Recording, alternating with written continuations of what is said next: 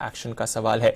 पर आज के फोकस वाला स्पेस है पूरा का पूरा ऑयल एंड गैस सेक्टर, या आप कह सकते हैं एक तरह से पूरा का पूरा एनर्जी रिलेटेड प्ले। और पिछले कुछ दिनों से दमदार तेजी है।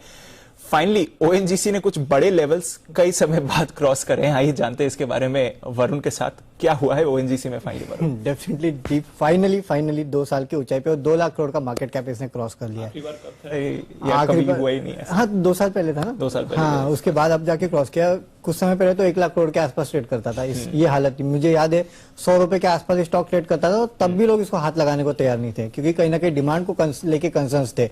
अब बेसिकली अगर आप देखेंगे तो डिमांड और सप्लाई के बीच में एक बहुत बड़ा मिसमैच जो है वो साफ नजर आ रहा है। क्यों?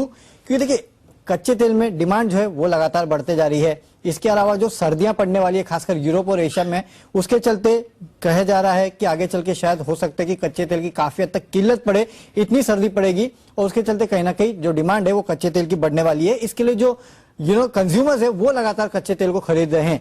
लेकिन इसी के चलते ओपेक प्लस की एक बैठक थी। उस बैठक में यह डिसाइड होने वाला था कि क्या कच्चे तेल का प्रोडक्शन बढ़ाना है, लेकिन ओपेक प्लस ने कहा कि नहीं, फिलहाल हमने जो टाइमलाइन दी है हम उसके अनुसार ही चलेंगे और कोई अतिरिक्त बढ़ोतरी जो है वो कच्चे तेल के प्रोडक्शन में हम नहीं करने वाले हैं।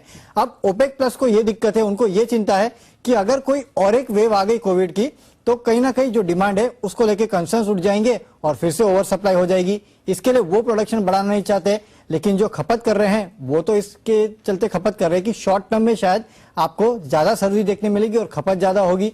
तो इस शॉर्ट टर्म और लॉन्ग टर्म के बीच में जो मिस या फिर डिस्कनेक्ट हुआ है, उसके चलते कहीं ना कहीं आप देख रहे हैं कि कच्चे तेल के दाम जो है वो 3 साल के ऊंचाई पे पहुंच चुके हैं। और इनफैक्ट नेचुरल गैस के दाम अगर आप देखेंगे तो वो तो करीब 13 साल के आसपास की ऊंचाई पे पहुंच चुके हैं। इसी साल अगर आप देखेंगे तो कच्चे तेल में करीब 58-59% के आसपास का उछाल आया है। नेचुरल गैस में करीब 130% के आसपास का उछाल आया है। और ब्रोकरेज हाउसेस भी अपने जो प्राइस टारगेट है इन पे बढ़ाए जा रहे हैं।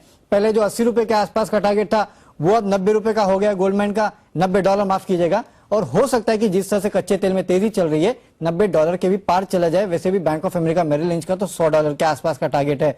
और देखिए, ओएनजीसी को दुगना फायदा हो रहा है। एक तो ऑयल चल रहा है और गैस भी चल रहा है।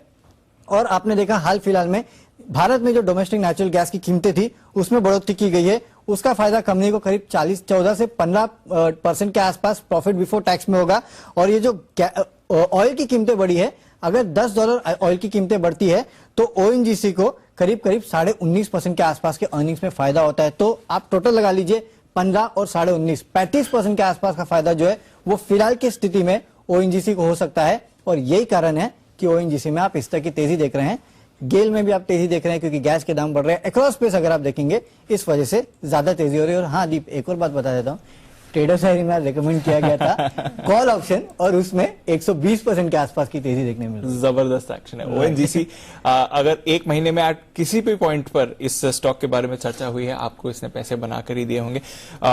एक महीने पहले करीब 120 बल्कि 120 के नीचे ये स्टॉक ट्रेड किया करता था। वहां से देखिए आज 160 के लेवल पर है। और जैसा वरुण बता रहे हैं, अभी तो और अपसाइड कैप्चर करना बाकी है। जिस तरह से तेल के दाम ऊपर जा रहे हैं और अनुमान लगाया जा रहा है इंटरनेशनल मार्केट्स में कि और ऊपर जाएं।